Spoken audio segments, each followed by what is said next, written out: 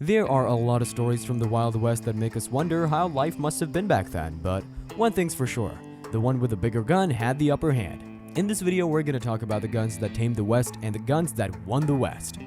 Number 1. Hawk and Plains Rifle. Hawk and Plains rifles were intended to replace the slender and often less powerful Pennsylvania rifles that we used during our initial westward movement. These heavy, shorter, and more powerful Plains rifles were carried by explorers, immigrants, and mountain men involved in the Rocky Mountain fur trade in the early 19th century.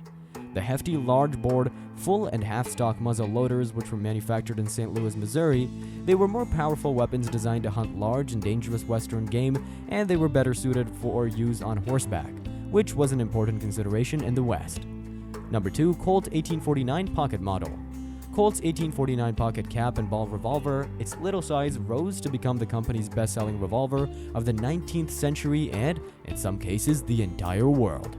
The .31 caliber small 5-shooter, which was produced in 330,000 copies between 1850 and 1973, became popular with both the populace and the military, though never issued. Many times their factory sale price thousands were bought in the West before the Civil War, particularly in California. Number 3. Colt 1851 Navy Revolver. Colt's 1851 Navy model revolver may aptly be called the percussion peacemaker, since it's one of the most balanced and easiest to handle belt-sized revolvers of the caplock era. The James Younger outlaw gang, the Texas Rangers, the Pinkerton Detectives, California Bandit, Tiburcio Vasquez, Texas gunman John Wesley Hardin, Major Frank North, and the Pawnee Scouts and Colonel, later Confederate General, Robert E. Lee, while stationed in pre-Civil War Texas, were just a few of the bad guys who enjoyed him personally. Number 4. Winchester Model 1866 Rifle. The brass-framed .44 rimfire rifles, formerly known as the Improved Henry 1866, Indians referred to Winchester as the Yellow Boy frequently. Between 1866 and 1898, more than 170,000 barrels were produced.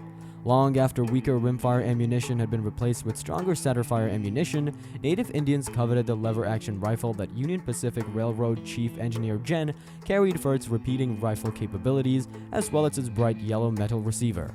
Several repeating rifles, including some 1866 Winchesters, were used by Crazy Horse's warriors to beat Custer's men at the tragic Battle of the Little Bighorn in June 1876 in Montana. Number 5. S&W Model 3 American Revolver. The first practical large-barrel American-made metallic cartridge revolver was the .44 centerfire Smith & Wesson Model 3. The first model, American, which was initially introduced in 1870, the .44 Russian, 45 Schofield, and new model No. 3 single action were all later successful S&Ws that were built on the foundation laid by the 6-shooter.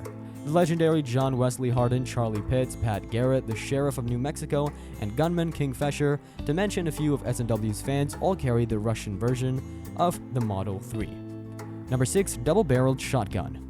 Although this may come as a surprise to some gun aficionados, the double-barreled shotgun and caplock or metallic cartridge was one of the most important and often used firearms on the frontier.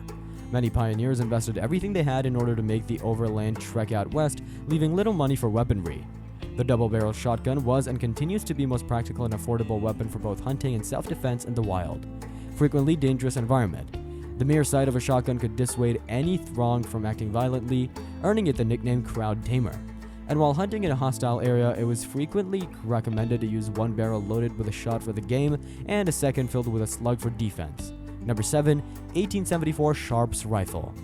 According to a government survey conducted in 1887, the powerful single-shot rifle, popularly known as the Buffalo Rifle, was responsible for more buffalo kills than any other weapon between the prime hide hunting years of 1867 and 1882. The 1974 model was designed to fire a variety of .40, .45, and .50 caliber loads and to accommodate firearms with various barrel lengths and weights, some of which weighed as much as 25 pounds.